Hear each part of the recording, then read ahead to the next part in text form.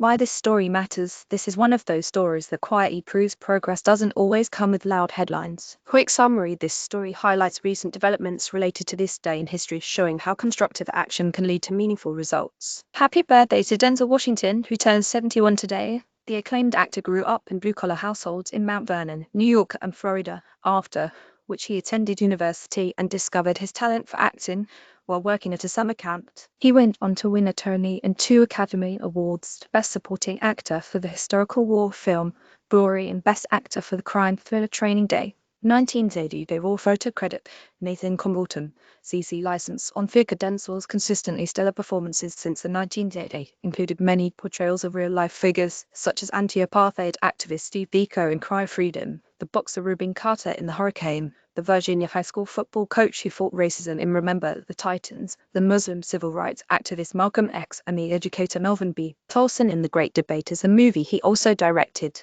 His third film as a director, Fences, in which he also starred in 2016, was nominated for a Best Picture Oscar. Would you like to read more good news about this day in history? And on this day, a devout Christian, he has been married to Pauletta Pearson for more than 30 years and has served as the national spokesperson and a board member for Boys Girls Clubs of America for over a quarter-century.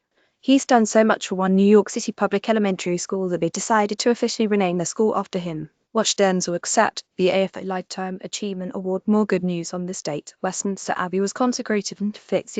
Cyrano de Bergerac, an Edmond Rostand play, premiered in Paris about a real-life French dramatist and his noseband in 1867. President Richard Nixon signed a strengthened version of the Endangered Species Act, which led to the recovery of the bald eagle and other species. 1916, the first American test tube baby, Elizabeth Jordan Carr, was born in Norfolk, Virginia. 1970, when Nepal's parliament abolished the country's monarchy to replace it with a democratic republic. 2015, years ago today, Alexander Solzhenitsyn published The Gulag Archipelago, a literary investigation of the prison labor camp system in the Soviet Union between 1918 and 1932 that forever destroyed the credibility of communism. This Nobel Prize-winning book, which has been called the single greatest indictment of a political regime ever written, and the best non-fiction book of the 20th century, was based on Solzhenitsyn's own 10-year prison sentence in a labor camp in Siberia, and included a broad range of testimony from the men he met there and elsewhere after he was released,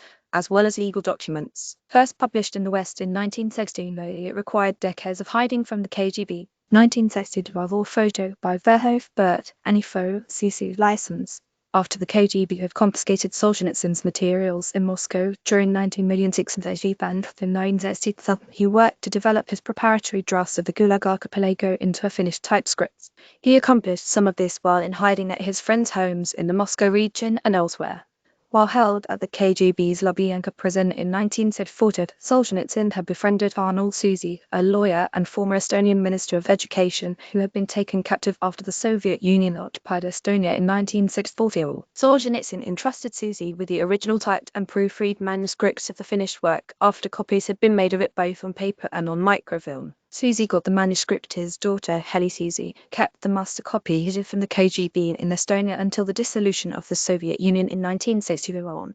Although he had earlier wanted it published in Russia first, Solzhenitsyn decided to allow its publication in Paris after the death of one of his confidants. The first edition of the work was published in Russian by the French publishing house Editions du Seuil. News of the nature of the work immediately caused a stir, and translations into many other languages followed within the next few months. The book itself is not a work of documentary nor history, but Solzhenitsyn described it as an experiment in literary investigation, perhaps to excuse some obvious bias and reliance on technically unreliable sources. But Soviet dissident and historian Roy Medvedev, who said the book was full of contradictions, added that the work is full of thoughts and observations, some profound and true, others perhaps not always true, but born in the monstrous sufferings of tens of millions of persons. I believe there are few who will get up from their desks after reading this book the same as when they opened its first page.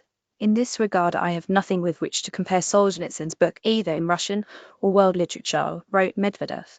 Particularly chilling is the first chapter, entitled Arrest, in which Solzhenitsyn writes that half of all the political prisoners in Russia fell into the Gulag system without ever being able to mount any kind of response or recognize what was happening because of their own goodwill and civic-mindedness, and that, when soldiers arrive and declare at the front door in the middle of the night you are under arrest, the instinctive response that there must be some mistake, and that a trip to the station should sort all this out, was a whole generation's undoing.